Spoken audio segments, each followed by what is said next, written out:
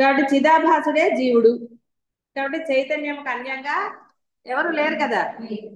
మీరు బ్రహ్మలా, బ్రహ్మవేత్తల? మేము బ్రహ్మం గురుగారు. మీరు బ్రహ్మ కాదు. బ్రహ్మవేత్తలు కదా. మరి వాళ్ళు ఎవరు? బ్రహ్మవేత్త అంటే అక్కడ ఆయన ఎక్కడి నుంచి వచ్చాడో మాకు తెలియదు అంటారా? అద్దము తన యందు ప్రతిబింబాన్ని ధరిస్తుంది. అలాగే ఈ చిత్తదేహము బాహ్య అభ్యంతరములలో అనేక జగత్తులు ధరించి ఉంటుంది. అయినప్పటికీ కూడా అది ఆకాశం వల్లే శూన్యమే.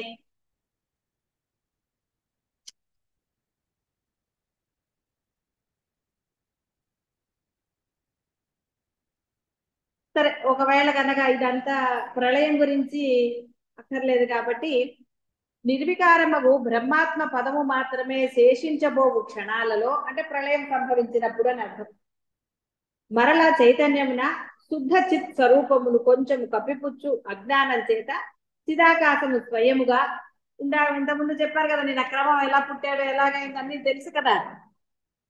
కావాలా మళ్ళీ అదంతా? జన్మ వద్దనుకున్న వాటికి మళ్ళీ క్రమం ఎందుకు? అక్కర్లేదు కదా. తెలుసుకోవాలంటే చెప్తాను. సూక్ష్మ శరీరాన్ని కల్పిస్తుంది. అట్టి బ్రహ్మం యొక్క ఒకానొక స్వల్ప విభాగము జీవరూపమగు సూక్ష్మ శరీర ధారణ చేస్తుంది. జగత్తుని అవలోకించటం అనే ఒకానొక ప్రకాశమును కలిగి ఉంటుంది. దానికే బ్రహ్మదేవుడని విరాట్ అని శాస్త్రాలు చెప్తాయి. సూక్ష్మ రూపుడకు పరమాత్మ యొక్క ఒకానొక విభాగాన్ని సనాతన పురుషుడు అని, ఇంకొకటిని శ్రీమన్నారాయణుడని, ప్రజాపతి అని, మరి ఎవరో ఒకళ్ళని పెట్టాలి కదా. డైరెక్టరు, సబ్ డైరెక్టర్లు, అసిస్టెంట్ డైరెక్టర్లు రకరకాలుగా ఉంటాయి కదా. గృహ యజమాని కదా, హోల్ సోల్ ఏవేవో ఉంటాయి కదా. ఒకళ్ళకి ఒక్కొక్క ఐడెంటిటీ. దేనికండి? ఐడెంటిటీ. ఐడెంటిటీ కోసం ఒక తగిలిచ్చాలి కదా. అప్పుడు వాళ్ళకి ఆనందం. కాబట్టి ఈ శ్రీమన్నారాయణ ఇవన్నిటికీ మరి ఎవరో ఒకళ్ళని పెట్టాడు. వాళ్ళందరూ కూడా బ్రహ్మలే, అందులో సందేహం లేదు. ఒక్కొక్కళ్ళకి అంటే మీకు ఒక ధైర్యం రావాలి కదా. ఇప్పుడు ఆకాశం పడిపోతున్న ధైర్యం ఉంటే కదా హాయిగా ఉన్నారు. అక్కడెక్కడో కొండలు కూలాయంటే మీరేం భయపట్టాలా. ఆకాశం అక్కడెక్కడో కూలిందంటే భయం ఉంటుంది గురుగారు. అప్పుడు ఇంట్లో ఉండాలో తెలియదు, బయటికి వెళ్ళాలో తెలియదు. ఎక్కడో కొండలంటే మీరు సేఫే కాబట్టి దాని గురించి ఏం ఆలోచించి అయ్యో పాపం అన్నారు, వదిలేశారు, నిద్రపోయారు. అదే ఆకాశం అక్కడెక్కడో కుంగిందండి, కొన్ని అక్కడి నుంచి ఏవో పడ్డాయండి కిందకి అన్నారు అనుకోండి, భలే ఉంటుంది కదా అసలు. కాబట్టి ఆ ధైర్యం ఎలా ఇచ్చాడో అలాగే మీరేం భయపడక్కర్లేదురా, మిమ్మల్ని పాలించేవాళ్ళు వీళ్ళు ఉన్నారు, మిమ్మల్ని పుట్టించేవాడు వాడొకడున్నాడు, ఆయన ఒకడున్నాడు, మీ పాప పుణ్యాలు లెక్కలు రాసేవాళ్ళు ఉన్నారు, ఏమీ పర్వాలేదని చెప్పాడు. ధైర్యం. ధైర్యం ఉంటే కదా జీవితం ముందుకు వెళుతూ ఉంటుంది. ధైర్యం లేకపోతే ఎక్కడున్నావంటే ఇంట్లోనే ఉన్నానండి బయటికి వెళ్ళలేదంటాడు. భయం కదా, ఏం వెళ్తారు? ఎక్కడో భూమి కుంచుకుపోయిందన్నా కూడా మన దగ్గర ఏమవుతుందనే ధైర్యం ఉంటుంది, మన దగ్గర జరగదని ఒక ధైర్యంతో. లేకపోతే కాబట్టి ఆ ధైర్యానికి ఆయన ఏదో విష్ణుమూర్తి అన్నాడు, అదన్నాడు, ఇదన్నాడు, ఏదో పెట్టాడు. ఈ దృశ్యం అంతా కాకతాళీయ న్యాయం చేతనే ఏర్పడుతోంది. కాకతాళీయ న్యాయముచే ఏ ఏ విభాగమందు ఏ ఏ ప్రకారంగా పంచేంద్రియ సంవిత్తులు భాషిస్తున్నాయో ఆ ప్రకారంగానే ఇంద్రియార్థాలు, ఇంద్రియ విషయాలు స్థితి పొంది ఉన్నాయి. ఈ ప్రకారంగా ఈ విశాల దృశ్యము పొందబడుచున్నప్పటికీ ఇదంతా స్వస్వరూపమునకు అనన్యమే అయి ఉండటం చేత వాస్తవానికి ఇది ఏది పొందలేదు, ఏది ఇది లేదు. సృష్టి లేదు, ప్రళయం లేదు అన్నారు కదా. మీరు పుట్టారు అని అన్నారు, పోతారని కూడా తెలుసు కదా. అప్పుడు అసలు నాకు పుట్టుక లేదన్న వాడికి భయపడతాడా? చావుందని ఇంకా భయం ఎందుకు అసలు? ఉంటుందా? చిన్నపిల్లాడికి ఫస్ట్ బర్త్డే చేసినట్టు వాడికి ఏం తెలియదు. సెకండ్ బర్త్డే, 10th బర్త్డే తర్వాత ఎక్స్పైరీ డేట్ కూడా ఉందన్న తర్వాత భయం మొదలవుతుంది. అప్పటి వరకు వాళ్ళకి ఏం తెలుసు? ఆనందంగానే ఉంటారు, బర్త్డేలు చేసుకుంటారు. ఇప్పుడు మీకు బర్త్డేలు చేసుకోండి అంటే కొంచెం లోపల నుంచి భయం ఉండదండి? భయం మొదలవుతుంది కదా. బయటికి కనపడదు అనుకోండి, కానీ లోపల భయం మొదలవుతుంది కదా. ఉంటుంది గురుగారు. స్టార్ట్ అనుకుంటుంది. అవును గురుగారు. ఎక్కడో అక్కడ ఉంటుంది, ఎప్పుడో ఒకప్పుడు పోతారు కదా. కాబట్టి ఎప్పుడైనా దాటుతూ ఉన్నాను అనుకోండి, హాఫ్ సెంచరీ దాటిన తర్వాత నుంచి ఇక మళ్ళీ ఎవరన్నా పోయారన్నా కానీ మనకి భయం లేదు. అప్పుడు వస్తుంది కదా శ్మశాన వైరాగ్యం. భయం అంటే ఏంటి? శ్మశాన వైరాగ్యం. ఎప్పుడో ఒకప్పుడు మనం పోవలసిన వాళ్ళమేలే అనుకుంటాం. కానీ ఏం చేస్తామండి? కాబట్టి అన్ని విభాగాలందు పంచేంద్రియాలు బాగా పనిచేస్తాయి. కాబట్టి ఆ ప్రకారంగా ఇంద్రియార్థాలు, ఇంద్రియ విషయాలు స్థితి పొంది ఉంటాయి. సూర్యకిరణాలు ఆయా ఆకారాదుల ద్వారా ప్రసరించి ఆయా కిటికీ ద్వారం వంటి ఆకారాలు పొందుతున్నప్పటికీ వాస్తవానికి సూర్యకిరణాలు ఏ ఆకారాన్ని పొందుతున్నాయా? దేనికి ఏ ఆకారము లేదు. సర్వత్రా వ్యాప్తమై ఉన్న ఆత్మతత్వము సర్వదృశ్య శూన్యమే అయి వెలియుచున్నది. ఆద్యంతరహితమగు పరబ్రహ్మము సత్తు కాదు, అసత్తు కాదు. అయితే అది సర్వరూప సాక్షాత్కారం. సర్వరూప సాక్షాత్కార రహితమై సత్ అసత్ రూప జగద్గార క్షమత జగదాకారంగా స్థితి పొంది ఉన్నదా అంటే ఉన్నది, లేదు అంటే లేదు. నిద్రపోయినప్పుడు ఉన్నది. అందుకనే నిద్ర గురించి చెప్పారు. గాఢ నిద్ర గురించి ఎందుకు చెప్పారు? గాఢ నిద్రలో మీకు ఏమైనా తెలిసిందా? ఏమీ తెలియలేదు. చెప్పా కదా, ఒక దొంగాడు వచ్చి అన్ని పట్టుకుపోయాడు. వాళ్ళకి తెలియలేదు. మరి దాని గాఢ నిద్ర కదా ప్రపంచం. ఇంటికే వచ్చాడు దొంగాడు, ఎక్కడికి రాలేదు.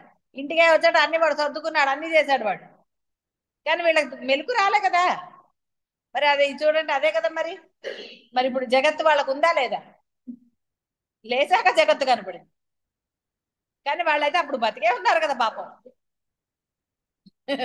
బతికే ఉన్నారు కదా. అంతా అక్కడలే. మీరు మామూలుగా ఏదో ఇంకో కథ కూడా చెప్పా కదా, శుభ్రంగా తిని కడుపు మూసి పడుకున్నాం, తలుపులు తీసాం, ఒట్టిగా కూర్చుని కబుర్లు చెప్పుకుంటే నిద్రపోయాం.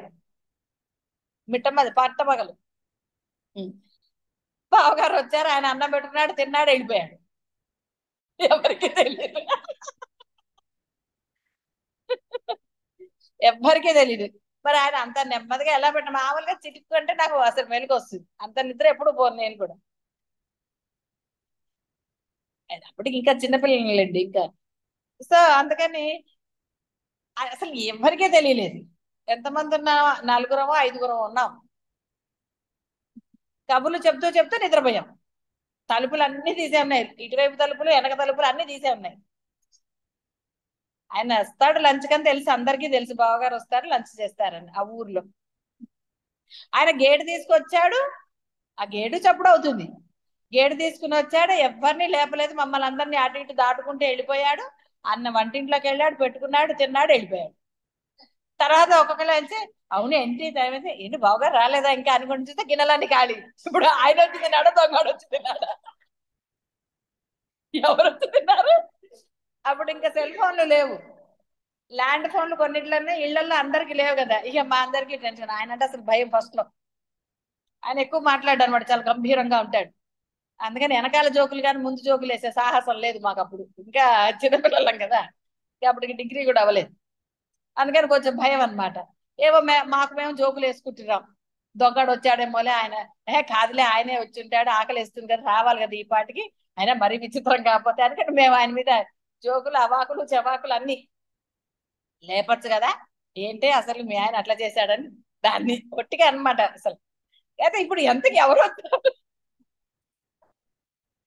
ఇంకా సాయంత్రం వచ్చేసరికి అందరం పిన్ డ్రాప్ సైలెన్స్. మేము చెప్పాం, మేము బయటకు అవతలకి వెళ్ళిపోతున్నాం తల్లి, మా వల్ల కాదు, మీ ఆయన ఏమైనా అంటాడంటే లేనిపోనుకోవాలా అంటే ఇదే అవుతొద్దు, మాకు భయం, నువ్వు మీరందరూ ఉండండి అని. దానికి కొంచెం భయం. కొత్తగా పెళ్ళైంది మరి పిల్లలు ఇంకా పుట్ల పాపం. కొత్తగా పెళ్ళైనప్పుడు ఏదో ఇంత భయం ఉంటుంది ఆ రోజులు వాళ్ళకి, ఈ రోజులు వాళ్ళకి లేదు కానీ ఏదో పిసరంత ఉంటుంది. మేమైతే తల్లి మా తెలియదు, మేము గదిలో కూర్చుంటే ఇంట్లో ఉండమంటే పడిపోయి బయట కూర్చో. సరే మొత్తానికి అందరం ఎక్కడ వాళ్ళకి సర్దుకున్నాం వేరే వేరేగా. ఎవరికి ఆయనకి ఇది తప్పదుగా మాట్లాడుకుంటా. ఏంటి మధ్యాహ్నం వచ్చి భోజనం చేశారా వెళ్ళారా అన్నాడు. అంటే ఆయన ఒక చూపు చూశారు. అంత తలుపులు వేసుకుని నిద్రపోవాలి, అంత సోయలేకుండా ఏదో అన్నాడు. మేమందరం నెమ్మదిగా తర్వాత అరగంటకి పిల్లుల్లాగా చూసారా? అప్పుడు మరి జగత్తు ఉందా? ఇలాంటివి జరగవా? జరిగే ఉంటాయి కదా, మీకు కూడా అనుభవాలు ఉంటాయి, ఏవో ఒక అనుభవాలు అది అలా జరుగుతాయి. సో మొత్తానికి దొంగడు రాలేదని ధైర్యం ఉంది. ముందు లేచేయండి, ముందు బీరువా చూసుకుంది. మరి ఫస్ట్ వెళ్ళి బీరువా చూసుకుంది, మరి నగలు ఉన్నాయో లేదో చూసుకోవాలి కదా. అందుకని చూసుకుని అయితే రెండు బీరువాలో సేమ్ గానే ఉన్నాయి. సరే వచ్చారేమో అనుకున్నాం. అటు ఇటు ఏదో జోకులు కదా, ఏదో చిన్నపిల్లలు కదా, ఇష్టం వచ్చినట్టు జోకులు వేసుకుని అలా చూసారా? కాబట్టి ఇవన్నీ అనుభవాలే. జగత్తు ఉన్నది లేదు అనడానికి ఎక్కడికో వెళ్ళక్కర్లే, మన అనుభవాలు మనకి చాలు. టీవీ చూస్తుంటే పక్క నుంచి ఎవరైనా వెళ్తే తెలుస్తుందండి మీకు? సీరియల్ చూస్తుంటే ఆ సినిమాలో వాడు దొంగ వచ్చి అన్ని సర్దుకుని పోతాడు చూడండి.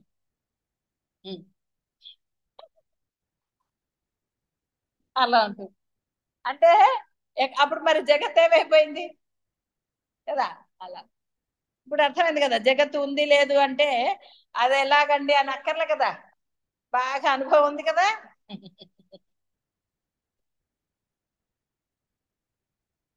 సూక్ష్మ శరీర రూపుడగు ఆ బ్రహ్మదేవుని అనుభవముచే అతని సంకల్పమే స్వయంగా ఇట్లు జగత్ రూపంగా పరిపుష్టమై ఉంటుంది. స్వప్నంలో కనపడేదంతా ఆకార రహితమే అయినప్పటికీ చెట్లు, గృహాలు, గ్రామాలు, పట్టణాలు, ఇక బోల్డ్ మంది అందరు అయిన వాళ్ళు కాని వాళ్ళు, చుట్టాలు అందరు ఎవరెవరో కనపడతారు కదా. కనపడరేంటి? ఎంతమందో కనపడి ఉంటారు కదా, తిట్టుకుని ఉంటారు వాళ్ళని, వాళ్ళతో ఫైటింగ్ చేసి అసలు వీర లెవెల్లో చేయొచ్చు. ఎవరెస్ట్ ఎక్కుంటారు కదా, ఎవరెస్ట్ ఎక్కుంటారు, రకరకాలు. ఎవరేం చేశారు ఇప్పుడు చెప్పమంటే చెప్తారా ఏంటి? కానీ ఆయన అవన్నీ ఎందుకు చెప్పండి. ఊహ అనే సంకల్ప లోకంలో ఆ ఊహను అనుసరించి మిత్రులు, ఇష్టమైన పదార్థాలు, ప్రదేశాలు, అబ్బోహ చెప్పక్కర్లేదు.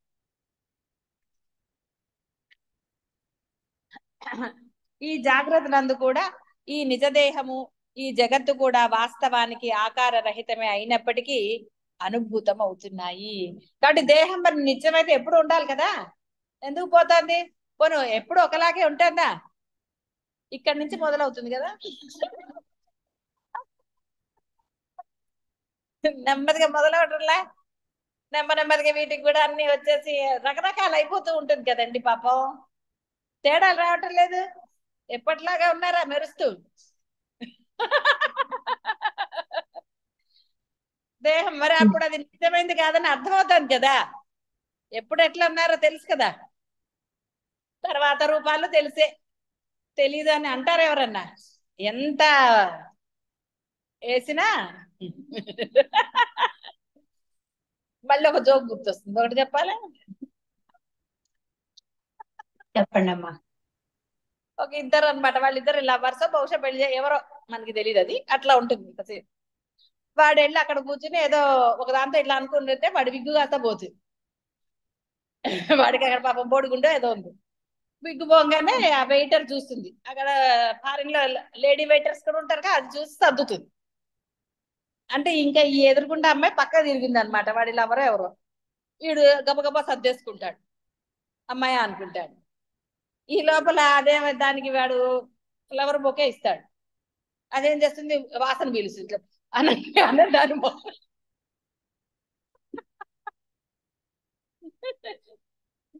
అసలుదే బయటపడింది. ఇలా ఎన్నున్నాయి, నిజ జీవితంలో కూడా ఉన్నాయి, నిజంగా జరిగినవి కూడా ఉన్నాయి. బాగా మేకప్ వేసి పెళ్లి చేశారట అమ్మాయికి. సరే ఫస్ట్ నైట్ రోజు మేకప్ వేసుకోలే, సరేలే అని. వాడు బిత్తర బయట, నువ్వెవరు గదిలోకి వచ్చావని. అదేమో నేనే మొర్ర అంటుందిట, నువ్వు కాదు నేను పెళ్లి చేసుకుంది, నాకు వేరే అమ్మాయి అంట వాడు. మరి మేకప్ వేసుకుంది కదా, ఇది నిజంగా జరిగిన స్టోరీ. అసలు ఎంత గోల అయిపోయి, నానా గోల అయిపోయింది. ఇక వాడు కేసు పెట్టాట, నన్ను మోసం చేసి పెళ్లి చేశారు, నాకు పెళ్లి అంటే పెళ్లి చూపులప్పుడు కూడా మేకప్ వేశారు దానికి. సో మేకప్ ఆవిడ సేమ్ ఆవిడ కాబట్టి పెళ్ళప్పుడు కూడా బాగా మేకప్ వేసేసింది. ఎక్కడ వాడికి అనుమానం రాలే. పెళ్ళి అయిపోయింది కాబట్టి ఇంకా అక్కర్లేదు మేకప్ అనుకున్నారు పాపం. మొదలైంది కదా. మనం ఎన్ని చెప్పుకోవాలి, భగవంతుడు కూడా గుర్తుపట్టలేదు కదండి మేకప్ వేసి.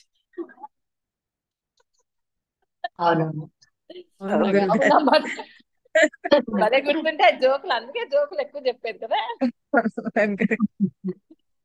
కాబట్టి ఈ దేహం ఉండనే ఉండదు. నువ్వు ఎన్ని మేకప్లు వేసుకున్నా చెరిగిపోకుండా ఉంటుందా? ఎన్నాళ్ళు ఉంటుందా? ఉండదు. చెప్పే కదా, ఒక తాతగారు అమెరికా వెళ్ళాడు. ఆయనకు రంగు వేసుకోవటం అలవాటు, రంగు వేసుకున్నాడు. ఏడు ముందర అవుతాడు. ఏమైంది, కటింగ్కి వెళ్ళి వచ్చాడు.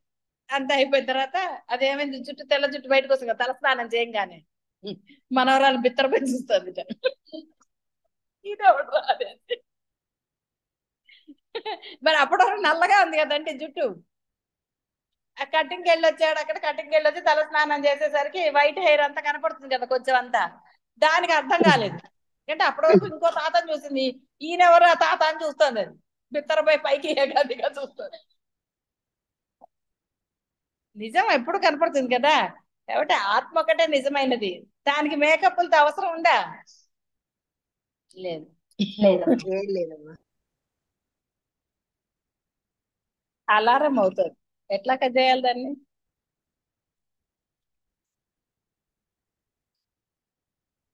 ఆ చిదాకాశము నిరాకారమై పదార్థ శూన్యమై ఉన్నప్పటికీ స్వప్న జగత్తు లాగానే అర్థక్రియా సమర్థమగుచున్నది. కఠినమైన ఆకారం కలిగి ఉంటుంది. ఇంతెందుకు, ఈ జీవుని రూపమే అందుకు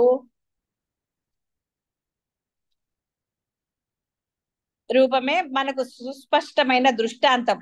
ఈ జీవుడు స్థూల రూపంగా కనిపిస్తున్నాడు కదా, అయితే ఇతనికి సూక్ష్మ శరీరం అనేది సుస్పష్టమే కదా. దేహానికి రూపం ఉండవచ్చు, సూక్ష్మ శరీరం ఏ ఆకారం? స్థూల సూక్ష్మ దేహాల అనుభవం పొందే ఈ అనుభవానికి ఆకారం ఉన్నదా?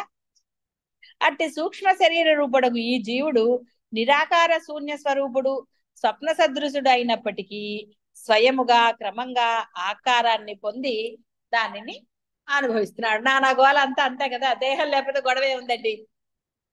దేహం ఉన్నప్పుడే కదా గోలలన్నీ కూడా. దేహం లేకపోతే ఎంత హాయి కదా. వేరే దేహాలతో ఎగురుతూ ఉండొచ్చు కదా. అది దేహంతో సమానం కాదు కదా. ఈ దేహం భూమి మీదే, ఆ దేహం ఆకాశంలో కూడా ఎగరొచ్చు కదా. ఎక్కడికంటే అక్కడికి వెళ్ళిపోవచ్చు క్షణంలో. ఎవరికి కనపడకుండా ఉండొచ్చు, కనపడాలంటే కనపడచ్చు. అర్థమైంది కదా ఏ దేహం.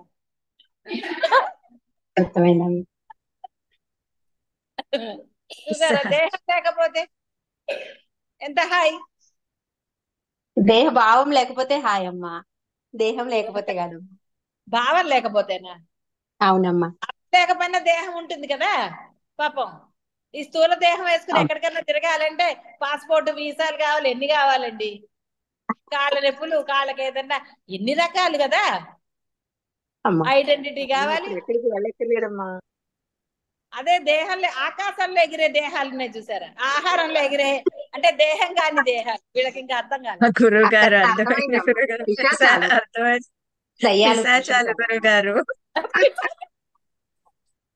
ఇప్పటికి అర్థమైంది. దెయ్యాలు కాదమ్మా, పిశాచాలు. సూక్ష్మ శరీర రూపుడైనట్టు ఈ జీవుడు ఈ స్థూల దేహాన్ని కల్పించుకొనుచున్నాడు.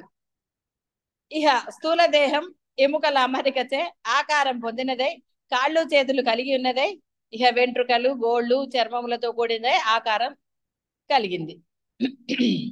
అటు ఈ దేహం నందు జన్మకర్మల అనుభవం పొందుతాడు.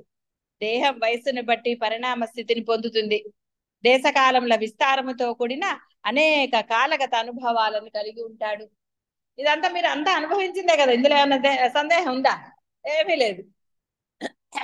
దేహం లేకపోతే ఇవన్నీ అనుభవించాల్సిన అవసరం ఏంది? అక్కడ వాటి కర్మలు ఏం లేవు కదా. పదార్థముల భోగము కొరకై అనేక ఊహ అపోహలతో కూడిన భ్రమ పరంపరలను రచించుకుంటాడు. వార్ధక్య మరణాలను, అనేక గుణదోషములను ధరించిన వాడై ఉంటాడు. అన్ని దిక్కులా సంచరిస్తూ నాది నీది మొదలైన అనేక భావ భావ అభావములను చమత్కారంగా కలిగి ఉంటాడు. అసలు వీటి గురించి చెప్పాలా?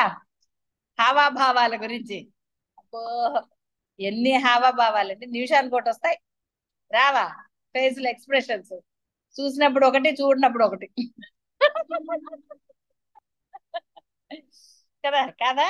గురువు గారు చూసినప్పుడు ఒక ఎక్స్ప్రెషన్ ఉంటుంది, గురువు గారు చూడనప్పుడు ఇంకో ఎక్స్ప్రెషన్ ఉంటుంది, అది కూడా కనపడుతుంది. అదే హావాభావాలు, భావ అభావాల్లాగా.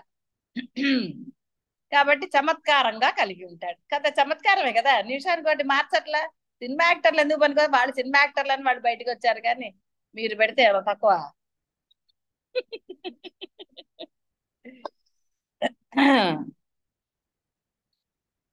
జ్ఞాతృ జ్ఞాన జ్ఞేయములనే త్రిపుటిని చేతిలో ధరించి ఇక్కడ సంచరిస్తున్నాడు. అనేక పదార్థాల జ్ఞానాన్ని సముపార్జించి వాటి వాటి ఆది మధ్య అంతముల పట్ల హర్ష దుఃఖములను పెంపొందించుకుని కాలాన్ని వెళ్ళబుచ్చుతున్నాడు. కాబట్టి దుఃఖం, కొన్ని వస్తే దుఃఖం, కొన్ని పోతే దుఃఖం, ఎన్ని రకాలండి, ఎన్ని గోలలు. అన్ని ఏదన్నా ఏది లేకుండా ప్రశాంతంగా ఉంది అనగలరా? చాలా తక్కువ.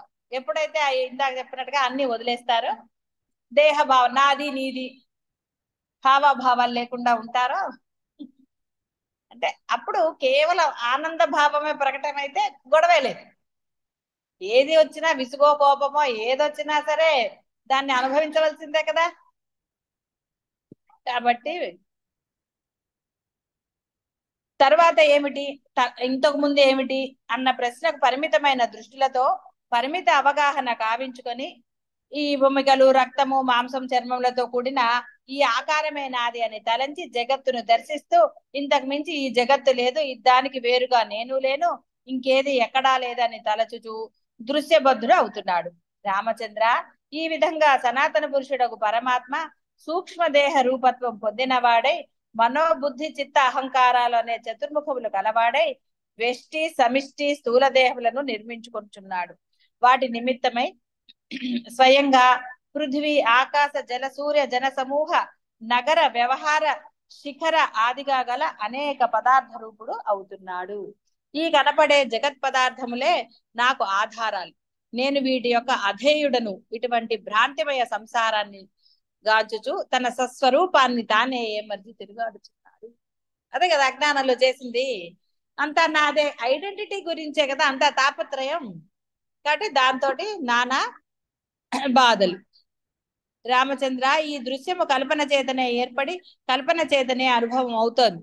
అనగా ఇది దాని యొక్క సృష్టికర్తయగు ఆది ప్రజాపతి బ్రహ్మదేవుడు దృశ్యమును అనుభూతమనర్చుకునే ఈ జీవుడు అనే ద్రష్ట, ఈ ఇద్దరూ కూడా తమ స్వకీయ కల్పనల మేళనము చేతనే దృశ్య సమన్వితమైన ఈ జగత్తును తయారు చేస్తున్నారు.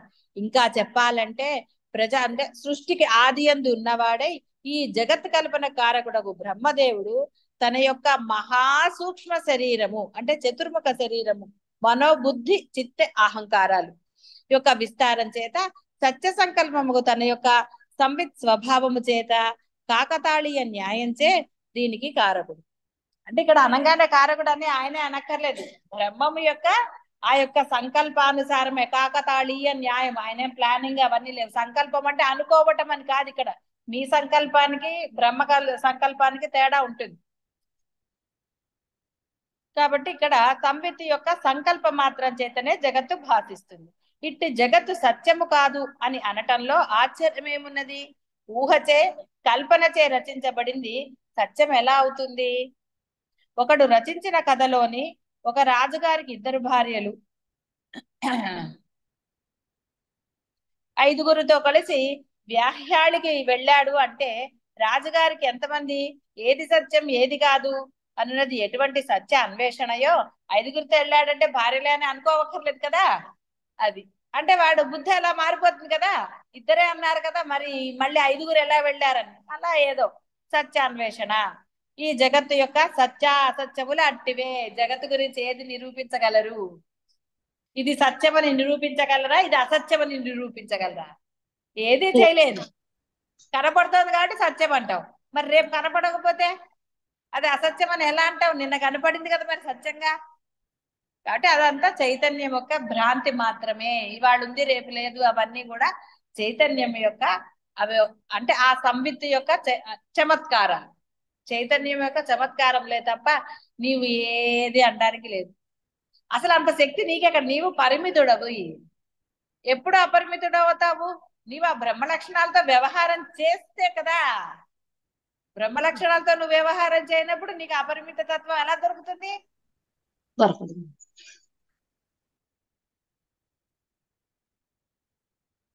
రాజుగారు భార్యలు అన్నదే కల్పన. ఇక చర్చించడం, వాదించడం కల్పన వ్యవహారములు కాక మరింకేమిటి? అది ఆకాశంలో ఏదో కనపడుతుందంటే కాదు అది ఇదే అదే అని వాదించుకోవటంలో అర్థం ఉన్నదా? దేని గురించి అయినా వాదించుకోవటంలో అసలు అర్థమే లేదు, అవునా కాదా? మీరు భావం ఒకటి, వీళ్ళ భావం ఒకటి, ఇంకోటి ఇంకో భావం ఉంటుంది. అప్పుడు వాదన ఎంతకైనా తేలుతుందా? అసలు తేలదు. ఎందుకంటే ఎవరి బుద్ధి అనుసారం, కర్మానుసారి బుద్ధి, బుద్ధానుసారి అనుకుంటే రకరకాలుగా చెప్తారు కదా, ఒకదాని తర్వాత ఒకటి. కాబట్టి నీ బుద్ధి ఎలా ఉందో నీ ప్రవర్తన, మాట, చేత అలాగే ఉంటుంది. కాబట్టి ఇక్కడ ఏది కరెక్ట్ ఏది అబద్ధం అని ఎలా చెప్తావు? ఎందుకంటే వాడి బుద్ధి ప్రకారం వాడు ఇదే కరెక్ట్ అంటాడు. అది నిజమా అబద్ధమా ధర్మమా అధర్మమా అనేది పక్కన పెట్టండి, కానీ వాడి బుద్ధి అనుసారమే అది ఉంటుంది. కానీ దాన్ని బట్టే వాడి కర్మ కూడా అనుభవిస్తాడు. ఎప్పుడైతే సాధనా మార్గంలోకి వచ్చారో, అంటే అద్వైతంలోకి వచ్చారో, ఉన్నది బ్రహ్మమే అని తెలియబడిందో, అప్పుడు అధర్మం చేయడానికి లేదు. ఎందుకంటే మీరు కోరుకున్నది అత్యున్నతమైనది, దాంట్లో లేస మాత్రమైన దోషం ఉండరాదు. అద్దంలో ఒక తెల్ల పేపర్ మీద ఒక చిన్న చుక్క ఏది ఎంత చిన్న సూక్ష్మందైనా మీకు కనపడుతుంది, ఎందుకంటే మిగతా అంతా కూడా పరిశుభ్రంగా ఉంది కాబట్టి. అందుకనే లేస మాత్రమైన దోషం అన్నారు. కాబట్టి ఆ లేస మాత్రమైన దోషం మీలో ఉన్నప్పుడు అది పెరుగుతుంది తప్ప తరగదు. దాన్ని కూడా తీసేయాలి ప్రయత్నపూర్వకంగా. అందుకనే పదే పదే దోషరహితులుగా ఉండండి అని ఎందుకు చెప్తారు? ఎందుకు గురువుల పట్ల దోషం చెయ్యరాదని ఎందుకంటే ఈ దోషము మీ అంతటా మీరు తీసుకోలేరు. దేవుడు కోపం వచ్చినా గురువు రక్షిస్తాడట. గురువు కోపం వస్తే ఎవడు రక్షించాలి మిమ్మల్ని? ఆ భగవంతుడే రక్షించలేడు. అవి కూడా పురాణాల్లో చదివారు కదా. కాబట్టి ఎందుకు గురువు గురించి, గురువు పట్ల దోషాలు చేయకూడదని ఎందుకు చెప్తారు? ఒట్టిగా ఏం చెప్పటలేదు. మీరు దోషరహితులు కావడానికి గురువుని ఆశ్రయించారు. ఆ గురువు పట్ల దోషము మరి ఎలా తీసేస్తారు మీరు? కాబట్టి మీరు ఇతరుల పట్ల చేసే దోషాలను గురువు తొలగించగలుగుతాడు. అంటే మీ కర్మక్షయం గురువు చేయగలుగుతాడు. ఏ కర్మక్షయం గురువు చేస్తాడో ఆ గురువు పట్ల మీరు దోషాలు చేస్తే మరి అది ఎవరు చేయాలి మీకు? మరి ఎన్ని జన్మలు అనుభవించాలి? ఎంత చేయాలి? ఏమిటి చెయ్యాలి? ఎక్కడన్నా ఉందా మనకి? చెయ్యకూడదన్నారు కానీ చేసిన దానికి ప్రాయశ్చిత్తం, గురువుకు చేసిన ద్రోహానికి ప్రాయశ్చిత్తం ఎక్కడ ఏ శాస్త్రంలో వేదంలో చెప్పబడలేదు, గుర్తుపెట్టుకోండి. ఎన్నిటిగా ప్రాయశ్చిత్తాలు ఉన్నాయి. దైవానికి చేసిన దానికి కూడా అపరాధ క్షమాపణ స్తోత్రాలు కూడా ఉన్నాయి మనకి. అలా దైవం పట్ల చేసిన దానికి, ఇతరుల పట్ల చేసిన దానికి ప్రాయశ్చిత్తాలు, హోమాలు, జపాలు అన్ని ఉన్నాయి. కానీ గురువుకి ఎక్కడన్నా చదివారా మీరు? గురువు పట్ల దోషానికి లేదు. కాబట్టి బుద్ధి సక్రమంగా ఉండాలి. అంతేగాని మనం అనుకున్నదే అనుకుని ఆ బుద్ధిని వక్రీకరించుకొని అవతల వాళ్ళ బుద్ధి పాడు చేయాలని ప్రయత్నం చేస్తే జాగరూకతతో ఉండాలి. ద్రష్ట, దర్శనము, దృశ్యము అనే మూడింటి సంయోగమైనట్టి త్రిపుటి మొదలే అసత్యమై ఉన్నది, లేదా అధిష్టాన రూపము చేత ఈ సమస్తము కూడా వ్యాపక బ్రహ్మమే కనుక అన్ని సత్యాలే. అందుచేతనే సత్యమే అనుకున్న వారికి ఘనీభూత సత్యంగాను, భ్రమ అనుకున్న వారికి కేవల భ్రమగాను ఈ దృశ్యమంతా అవగతమవుతోంది. అంటే ఇక్కడ అర్థం ఏంటంటే మీరు ఎలా భావిస్తే అలా ఉంది అంతే. మీ భావన బట్టే, మీ బుద్ధిని బట్టే కదండి. ఓ సంఘటన జరిగింది, ఒక దృశ్యం ఉంది, మీ బుద్ధి అనుసారమే కదా ఆ దృశ్యాన్ని వర్ణిస్తారు, లేకపోతే దాన్ని మీరు అర్థం చేసుకున్నదే కదా చెప్తారు.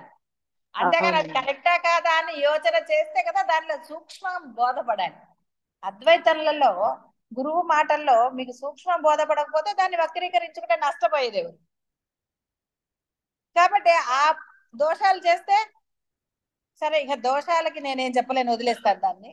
కాబట్టి ఎప్పుడైనా సరే అద్వైత బోధలో సూక్ష్మం గురించి ఆలోచించాలి తప్ప దాని బాహ్య అర్థము ఆలోచించడానికి లేదు. బాగా గుర్తుపెట్టుకోవాలి. దానివల్ల నష్టపోతారు. ఎందుకంటే మీరు ఆశ్రయించింది జన్మ రాహిత్యానికి తప్ప బాహ్యమైన దానికా. కాబట్టి నువ్వు ఎప్పుడైతే బాహ్యమైన ఆలోచనలతోటో బాహ్యమైన అర్థాలే నువ్వు పెట్టుకుంటావో తప్పదు, బాహ్యమైన ఈ శరీరాలు పొందవలసిందే. ఎప్పుడు మనుష్య దేహం వస్తుందని చెప్పలేదు కదా, ఏ భయంకర దేహం పొందుతావో. కాబట్టి ఇక్కడ అది బాగా గుర్తుపెట్టుకోవాలి. అందువల్ల సూక్ష్మమే మనము అంటే అద్వైతంలో చెప్పబడింది ఆ సూక్ష్మాన్ని గ్రహించడానికి ప్రయత్నం చేయాలి. అర్థం కానప్పుడు అడగచ్చు, సూక్ష్మం ఏమిటని అడగటంలో దోషమేం లేదు. ఈగో లేకపోతే అడగటానికి ఏమీ లేదు కదా, ఈగో ఉన్నప్పుడు అడగలేం కానీ నాకు అర్థమైంది అనుకోవటం కదా, నిజంగా నాకు అర్థమైందా అన్న ప్రశ్న వేసుకోవాలి. నిజంగా నాకు అర్థమైందా అన్న ప్రశ్న వేసుకోవాలి, నాకు అవగతం అయిందా అని. ఏదైనా స్వీట్ తిన్నారని కొంచెం తిని ఇంకా తెలియట్లేదని మళ్ళీ కొంచెం తింటారు కదా, ఇంకొంచెం తిని అప్పుడు కదా బాగుంది అంటారు. మొదటిసారికి అంత తెలియదు అనుకోండి, ఒక్కొక్కసారి ఏదైనా సరే, రెండోసారికి ఇంకొంచెం అప్పుడు లేదు బాగుంది, ఇప్పుడు మొదటిసారి తెలియలేదు కానీ అని అంటారు కదా. అలాగే ఒకసారి విన్నప్పుడు అర్థం కాకపోవచ్చు, అడగచ్చు, రెండోసారి చదవచ్చు, అప్పుడు అర్థం కాకపోతే మళ్ళీ వినొచ్చు, మళ్ళీ వినొచ్చు. అప్పుడు కదా సూక్ష్మం బోధపడితే కదా మీరు ఎటువంటి విఘ్నాలు లేకుండా ఆచరణ పెట్టగలుగుతారు. లేదా ఆచరణ ఎలా పెడతారు, అర్థం కాంది.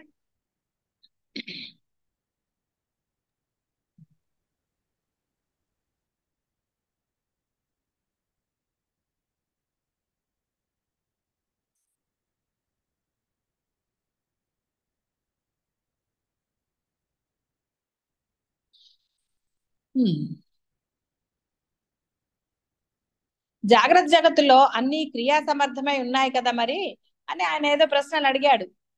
ఇవన్నీ ఘనీరూపంగా ఎలా ఉన్నాయి, కొండ గుహ నాకు కనపడుతోంది కదా, మరి అందులో ప్రవేశించి నేను పచారులు చేయలేను కదా, ఇలాంటివన్నీ ఉన్నాయి ఎందుకు అని అడిగాడు ఆయన. అప్పుడు ఇందులో ఆశ్చర్యం ఏమున్నది, వశిష్ఠుల వారు చెప్తున్నారు, సూక్ష్మ శరీర సంకల్పము నిరంతరము ఎడతెగకుండా స్వయంగా అనుభూతమగుచు అది ఏ చిరకాల అభ్యాసముచే ఘనీభూతమైన దాని వలె భాషిస్తోంది.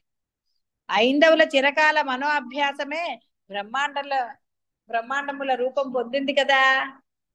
చిరకాలం యద్భావం తద్భావం మీరు అనుకుంటూ కూర్చున్నారు అనుకోండి, కానీ అంత మాత్రాన నేను బ్రహ్మం అంటే అవుతారా, నీరసం వచ్చి పడిపోతారు. సరే పోనీ అంటే మీరు నామస్మరణ అన్నారు, నేను బ్రహ్మం అనుకుంటానంటే అనుకోండి, అవుతారా? అలా నామస్మరణ అనేది బ్రహ్మం యొక్క నామము కాబట్టి ఆ నామస్మరణ మీలో ఉన్న ఏవైతే దుష్ట గుణాలు రాక్షస గుణాలు ఉన్నాయో వాటిని అంటే నశించేటట్టు సహజంగా మరలా లేవకుండా చేసి మిమ్మల్ని అంటే ప్రకాశింపజేస్తుంది. తోమితే కదండి ఇత్తడి మీద తలతలాడుతుంది, మిమ్మల్ని తోముతుంది అనమాట నామస్మరణ. అంతేగాని నేను బ్రహ్మము అనేది బ్రహ్మం యొక్క నామం కాదు. మీరు అహంకారంగా చెప్తున్నారు కదా నేను బ్రహ్మం అంటే అయిపోతారా? అవ్వరు. భ్రమరం కూడా కష్టపడి దాని చుట్టూ తిరుగుతూ ఉంటుంది, ఉద్ధారం చేస్తూ తిరిగితే అప్పుడు కదా అది అవుతుంది, ప్రయత్నంతో అవుతుంది, స్వప్రయత్నం ఉండి తీరాలి. అంతే తప్ప కేవలం ఆయన అలా నామజపం చెయ్యరా బ్రహ్మం అంటే అర్థం ఏంటంటే ఎల్లప్పుడూ అది జ్ఞప్తిలో ఉంచుకుని ఆ బ్రహ్మలాగా వ్యవహారం చెయ్యండి అని అర్థం. అంతే తప్ప నేను బ్రహ్మం అంటే నేను మిగులుతుంది, బ్రహ్మం బ్రహ్మంగానే ఉంటాడు, మళ్ళీ మీరు నేనుతోటే జన్మలు ఎత్తుతారు. ఆ తర్వాత బ్రహ్మం అనడానికి కూడా లేదు కదా, అన్నిట్లో వాక్ ఇచ్చాడేమిటి, అన్ని జన్మల్లో రకరకాల కూతలు ఇచ్చాడు కానీ మాటలు ఇచ్చాడు ఏంటండి, ఇవ్వలేదు. అందుకనే మనము జాగరూకతతో ఈ యొక్క జన్మని సార్థకం చేసుకోవాలి.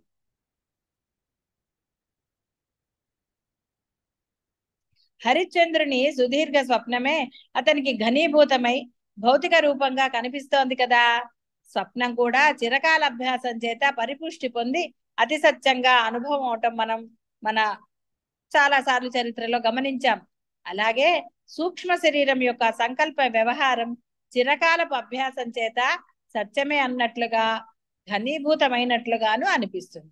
అట్టి సూక్ష్మ శరీరం యొక్క చిరకాల అనుభవంలో స్థూలత్వ బుద్ధి జనించటం మృగతృష్ణలో జలతరంగాలు కనిపించటం లాంటిదే. భ్రమే కదా, అర్థం కాలేదా? ఏమర్థం కాలే? సూక్ష్మ శరీరం యొక్క చిరకాల అనుభవంలో స్థూలత్వ బుద్ధి జనించటం, నేను ఆయనది సూక్ష్మ శరీరం అని కాదు, ఆయనది అతి సూక్ష్మమైనది, అంతటా వ్యాపించింది. అంటే సూక్ష్మమైతేనే అంతటా వ్యాపించి ఉంటుంది. అందులోకి అజ్ఞాన రూపంగా ప్రవేశించిందల్లా జీవుడు కాబట్టి స్థూలత్వ బుద్ధి జనించటం, మృగతృష్ణలో జలతరంగాలు కనిపించటం వంటిదే.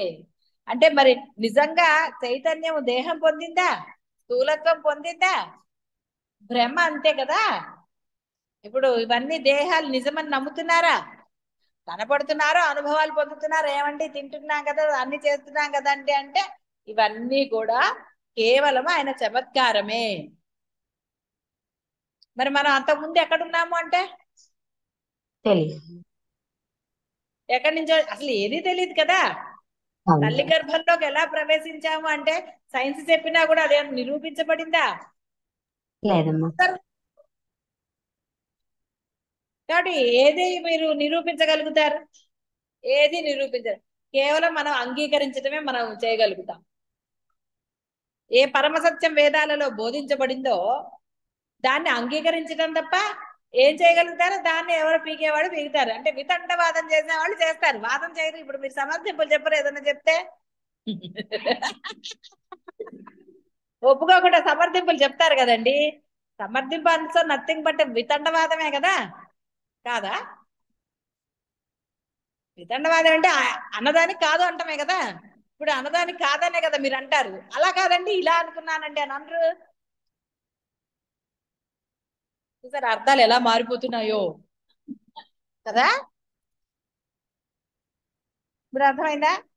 స్వప్న భ్రమ వలె మృగతృష్ణాజలం వలె స్థితి పొంది ఉన్నట్టు ఈ జగత్తు సత్యమే అనే విశ్వాసం కలిగించుచు భాషించవచ్చు గాక, కానీ ఇది అసత్యమే.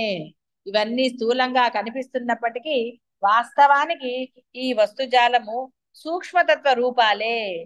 సూక్ష్మ సంకల్పమయ పదార్థములకు స్థూలత్వం అత్యంత అసత్యమే అయినప్పటికీ కూడా అవివేకులు దాని యందు స్థూలత్వం స్వకీయమైన ఊహచే కల్పించుకొని తన్మయులై తమ ఆసక్తిచే ఆ స్థూలత్వాన్ని ఆహా అనుకోవటం లేదు. నా అంత వాళ్ళు లేరు, నా అంత తెలియదు ఎవరికైనా ఉన్నాయా? ఇలా రకరకాలు పుర్రెకో బుద్ధి జీవహకో రుచి అనలేదు.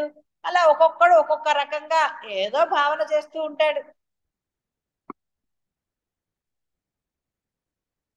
ఇవి శరీరములు, ఇది నా శరీరం, అది వాడి శరీరం, ఇది నేను, అది ఆమె, ఇది ఈతడు, వీరు నాకంటే వేరు, ఈ భూమి పుత్రులు సోదరులు వీళ్ళేమో వేరే వారు, పర్వతము దిక్కులు, విధంగా అంటే రకరకాలుగా స్వప్నంలో ప్రకాశమానమయ్యే వస్తుజాలంలాగా ఈ జగత్ రూపమైనటువంటి మిథ్యాభ్రమ అంతా భాషిస్తోంది. అనగా అది స్రష్ట అయినటువంటి బ్రహ్మదేవుని యొక్క సూక్ష్మ శరీరం చిరకాలమైన దృఢ అభ్యాసం చేత తనయందు తానే స్థూలత్వాన్ని, స్థూలాకారమైన మొత్తం ఈ జగత్తుగా కనపడేది అంతా కూడా అవుతుంది. చిదాకాశమే నేను బ్రహ్మమును అను తన యొక్క యథార్థ స్వస్వరూపాన్ని ఏమరిచినదై కల్పనను అనుసరించినదై ఈ మనుష్యుడు మొదలైన దేహమే నేను, ఈ భూమి మొదలైనవే నాకు ఆధారం అని ఈ విధంగా కాంచటం యందు ఆసక్తిని కలిగి ఉంటుంది. కాబట్టి ఇక్కడ ఏమరిచినదై అంటే అదేదో నిజంగానేనా? అది సాక్షిగా ఉంది, అన్నిట్లో ఉంది. అది పర్వతంలాగా మీకు కనపడకపోతే నడుస్తోంది అనుకోండి, నేను బ్రహ్మానని కదండి. ఇల్లు కూడా నేను బ్రహ్మానని కదిలితే అంతే. అందుకని బ్రహ్మము తనని తాను ఏమర్చినదై అన్నారు. అంత మాత్రాన దేవుడండి ఇలా అన్నారు, అది మర్చిపోయిందా? మనలో మర్చిపోయింది కానీ వాళ్ళలో మర్చిపోలేదా అనకూడదు.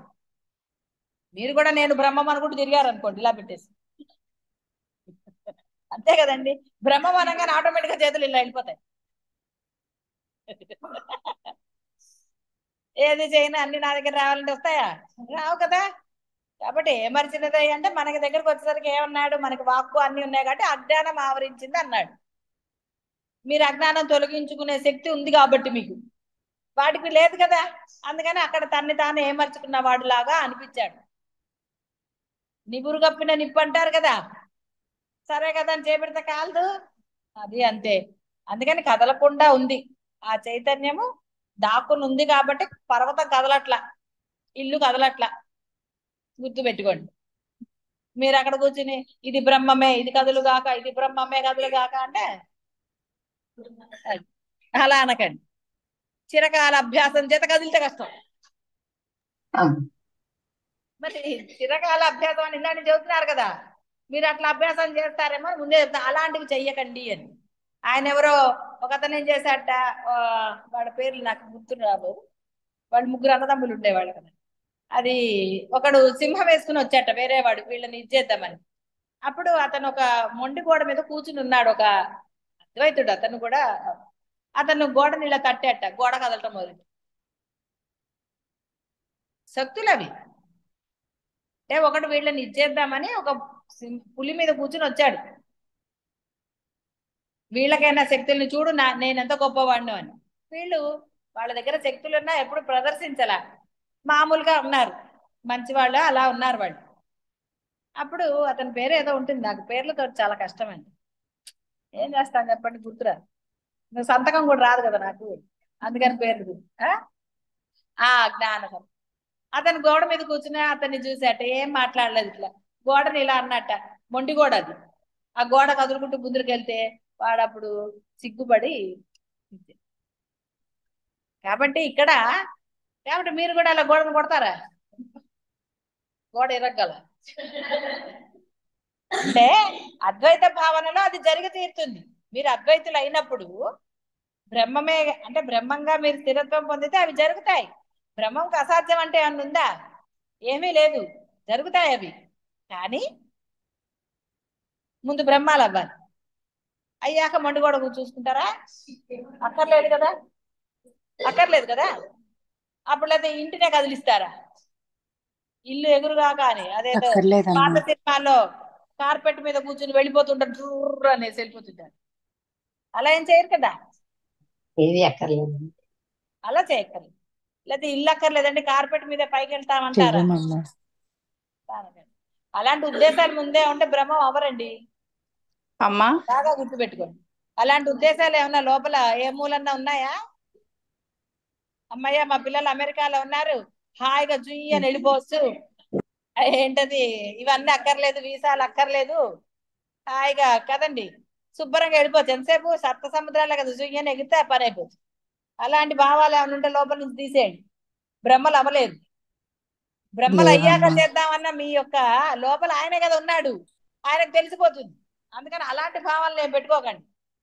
అయ్యాక చేస్తామా చెయ్యమా అంటే అప్పుడు సంగతి కదా, ముందర పెట్టుకుంటే అసలు అవ్వరు కదా. అలాంటివి ఏమన్నా ఉన్నాయా ఎవరికన్నా? ఏం లేవు కదా. బంగారాన్ని సృష్టిస్తానప్పుడు లేవమ్మా. నాకు నచ్చిన నగలు లేవమ్మా. లేవమ్మా. లేవమ్మా. అమ్మా నామస్మరణ చే చేయితే సరిపోతుందా అమ్మా బ్రహ్మ? అదే అమ్మా, నామస్మరణ చేస్తూ వ్యవహారంలో నిత్య, అంటే దైనందిన జీవితంలో నీవు అందరితో సామరస్యంగాను ప్రేమగా ధర్మంగా ఉండు. అప్పుడు సరే బ్రహ్మం అవడానికి పెద్ద కష్టం ఏమీ ఉండదు. సరే అమ్మా, తప్పకుండా ప్రయత్నిస్తాను. ప్రయత్నం అవుతుంది. చెయ్యాలి. ఆ నామం నీకు అయితే నామస్మరణ చేస్తున్నప్పుడు నువ్వు ఏ నామం చెప్తున్నావో దానికి సంబంధించిన దైవ రూపాన్ని నువ్వు భావించరాదు, కేవల నామమే చెయ్యాలి. సర్వకాల సర్వ అవస్థలందు చేస్తూ ఉండు. పనిలో రూపం ఉన్నప్పుడు ఆ రూపం ఊహించు. ఊహించరాదు, ఏ రూపము ఊహించరాదు. బ్రహ్మానికి నామరూపాలు లేవు కాబట్టి ఏ రూపాన్ని ఊహించరాదు. కేవలం నామస్మరణ చేస్తూ పనిలో ఉన్నప్పుడు చేస్తూ ఉండు మామూలుగా. ఎప్పుడైతే పిల్లలు పడుకున్నారు, ఇప్పుడు నాకు సమయం ఉంది, ఆ సమయాన్ని వెంటనే సద్వినియోగం చేసుకో హాయిగా. అంటే మనసా వాచా కర్మణ అత్యంత భక్తి శ్రద్ధలతో ఆ నామం చెయ్యి. ఆ అనుభూతి కలగాలి నీకు. అంటే బాహ్యం గుర్తురాని విధంగా ఆ కాసేపు, అది 5 నిమిషాలైనా కావచ్చు, ఆ సమయాన్ని సద్వినియోగం చేసుకో. అనవసరమైన ఆలోచనలు వేరేవి చేసిన పనులే చేస్తూ కొంతమంది ఏం చేస్తారు, అనవసరమైన పనులు కల్పించుకుని చేస్తారు, అక్కర్లేని పనులు చేస్తారు, సమయాన్ని పనులలో ఇది చేసుకుంటారు. కాబట్టి అలా చేసుకోకుండా ఆ సమయాన్ని సద్వినియోగం చేసుకో. మనసారా ఆ నామస్మరణ చేయి, తప్పకుండా అనుభూతి పొందుతాం, బ్రహ్మం అవుతాం. కళ్ళు మూసుకోకుండా ఓపెన్ చేసే చేసుకున్నా పర్వాలేదమ్మా? ఏం పర్వాలేదు, కళ్ళు మూసుకోవాలని రూల్ ఏమీ లేదు, కళ్ళు తెరిచి కూడా తన్మయత్వం పొందవచ్చు. కూర్చుని నామాన్ని మనస వాచ కర్మణ ఆలోచన లేని విధం. మనసా వాచ కర్మణ అంటే మనసులో ఏ భావము ఆలోచన లేదు, వాక్కు నామం చెప్తోంది. ఆచరణ అంటే బయటికి వాక్కు వస్తోంది కదా, అది ఆచరణ. మనస్సులోంచి నామం బయటికి రావాలి కదా. అవునమ్మా. వాచ కర్మణ అంటే బయటికి ఆ శబ్దం రావటము కర్మ అవుతుంది. కాబట్టి ఇంకా వేరే పని లేకుండా, పని కల్పించుకోకుండా కేవలము ఆ విధంగా చేస్తే తప్పకుండా స్థితి పొందడం పెద్ద కష్టమేమి కాదు. సరేనా?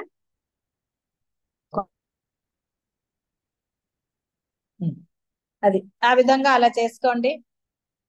ఇక్కడ అందుకని అర్థమైంది కదా, నేను బ్రహ్మము నేను బ్రహ్మము అనుకుంటూ గోడల్ని అలాగే ఎక్కడ ఆకాశంలో ఎగరాలి.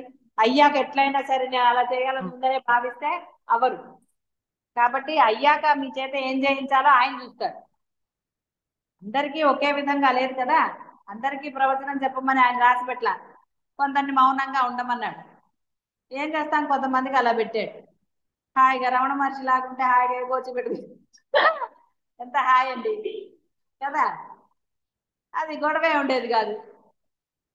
అంటే ఒక్కొక్కరికి ఒక్కొక్క విధానం. శంకరులకి మరి 36 ఏళ్లకే ఆయన అంత అద్వైతాన్ని చెప్పగలిగాడు. మొత్తం అంతా దేశాన్ని పర్యటించడం కానీ అవన్నీ అంటే ఒక్కొక్కరికి బ్రహ్మ రూపాలు ఒక్కొక్కళ్ళకి ఒక్కొక్క విధి. విష్ణుమూర్తికి ఒకటి కదా, విష్ణుమూర్తి వేరే దాన్ని సృష్టి చేస్తా అంటాడా, చెయ్యడు ఆయన. ఆయన పాలించడం పనే చేస్తాడు. శివుడు లయమే చేస్తాడు, అప్పటివరకు కూర్చుంటాడు ఆయన. లయం చేయటంలో అప్పుడు లేస్తాడు నిద్ర ఆయన. బ్రహ్మదేవుడికి తప్పదు, రోజు సృష్టి చేయవలసిందే. అలా ఒక్కొక్కళ్ళకి ఒక్కొక్క పని. మీకు కూడా ఇంట్లో ఒక్కొక్కళ్ళు ఎవరి ధర్మం అంటే అర్థం ఏంటండి, మీ పని మీరు చేయమని చెప్పటం. ధర్మం అంటే ఏంటి, మీకు చెప్పిన పని, మీకు విధించబడిన పని, మీ ఇంటి పని మీరు చెయ్యండి. మీ ఇంట్లో పని మానేసి పక్కింట్లో చేయమని చెప్పలేదు కదా. అవసరం లేదు. ఉన్న మీ పని చేసి, మీ ఇంటి పని అంటే అసలైన ధర్మం చేసి అప్పుడు పక్కింటికి వెళ్ళి చేయండి. అంతేగాని నేను ఎలాగో అక్కడ తింటా కాబట్టి మీకు వండను అంటే మీరు హోటల్లో తినండి అనకూడదు. అలా అనకూడదు. ఎక్కడొక్కడ తినండి, ఇవాళ మాకు అక్కడ పంచపక్ష పరమాణాలు పెడతారు కాబట్టి అని అది చేయకూడదు. కనీసం పప్పన్న వండి పెట్టండి. అది అది ధర్మం. అందుకని ధర్మాన్ని ఎప్పుడు ఏమరచు. పోనీలే పాపం పర్వాలేదులే, వెళ్ళి వాళ్ళు ఎట్లాగో మాకు ఆఫీస్లో ఉంటుంది తింటా, అది వేరే విషయం. అంతే తప్ప ప్రతిసారి నేను పోతానండి అని అలా చేసుకో. మాకు పెళ్ళైన కొత్తలో అక్కడ ప్రతి శ్రావణ మాసంలో మంగళవారాలు శుక్రవారాలు అందరి ఇళ్లలో చదివించేవాడిని. 5 సార్లు చదివితే భోజనం పెట్టాను, లలిత శాసనం. 2 సార్లు చదివితే ఏదన్నా ఇచ్చి పంపిస్తాను, ప్రసాదం ఇచ్చి పంపిస్తాను. అందుకని నేను వచ్చుకున్నాను, ఏంటి ప్రతి మంగళవారం శుక్రవారం నువ్వేమో శుభ్రంగా తినొస్తున్నావు, నాకు ఒక పప్పు కూర వండి పెడుతున్నాను. నేను వండి పెడుతున్నాను, వేరే వాళ్ళైతే వండనే వండట్లేదు. కొంతమంది వండేవాళ్ళు కాదు, వాళ్ళు అసలు వండదు.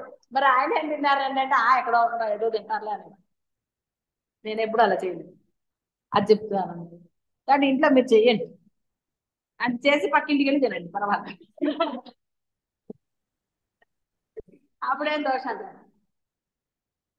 ఒక ఆవిడ ఏం చేసేది, చేత కాదని, ఇది కూడా జరిగిన సంగతి. మొగుడికి ఏం వండి పెట్టేది కాదు. ఆ మొగుడికి అసలు బీపీ, తినకపోతే ఆయనకి నీరసం వస్తుంది, కానీ బీపీలో కూడా కొంచెం తినాలి కదా పాపం. ఏం వండేది కాదు, ఓ యాపిల్ ఇచ్చేది కాదు. ఈవిడ కరెక్ట్ గా వాళ్ళ ఫ్రెండ్ ఇంటికి పోయిన టైంకి వెళ్ళిపోయి అక్కడ తినేసి. రోజైనా ఏ ఫ్రెండ్ అయినా ఎందుకు పెడుతుందండి. ఒక రోజు ఆవిడ మా ఇల్లు ఎత్తుక్కుంటూ వచ్చింది. ఏమంటే మీకు ఆవిడ తెలుసు కదా అంది. అవును, మీరెవరు ఇంతకీ అంటే ఆవిడ ఫ్రెండ్. సరే ఏమిటి అన్నాను. ఏమంటే కొంచెం మీరే ఎలా అయినా ఆపాలంటే ఆవిడ రోజు మా ఇంటికి పోయినారు వచ్చేస్తాను. నేనన్నాను, మీరెవరో నన్ను నేనెలా చేస్తానంటే మీరే చెప్పుకోవచ్చు మీ ఫ్రెండ్ కంటే, నేను భరించలేకపోతున్నానండి, ఎలా చెప్పాలో నాకు తెలియట్లేదు, టైంకి వచ్చేస్తోంది, ఇంకా పైగా డిమాండ్ చేస్తుంది మధ్య మధ్యలో, నేను వస్తాను రేపు అది చెయ్యని చెబుతోంది ఇంకా పైగా నాకు. నేను అన్నాను, మీ ఆయన ఆఫీస్కి వెళ్ళడం దానం పెట్టుకుని వెళ్ళమను, నువ్వు మాట్లాడకుండా కూర్చో సెల్ఫోన్ ఎత్తకని చెప్పి. ఇంకేం చెప్తాను వాళ్ళకి అసలు. ఇంత చేస్తే ఇక్కడ మొగుడికి ఏమంటట్లా, యాపిల్ ఇచ్చి పంపిస్తుంది, టిఫిన్ బాక్స్ కూడా ఇవ్వట్లా, చేత కాదు.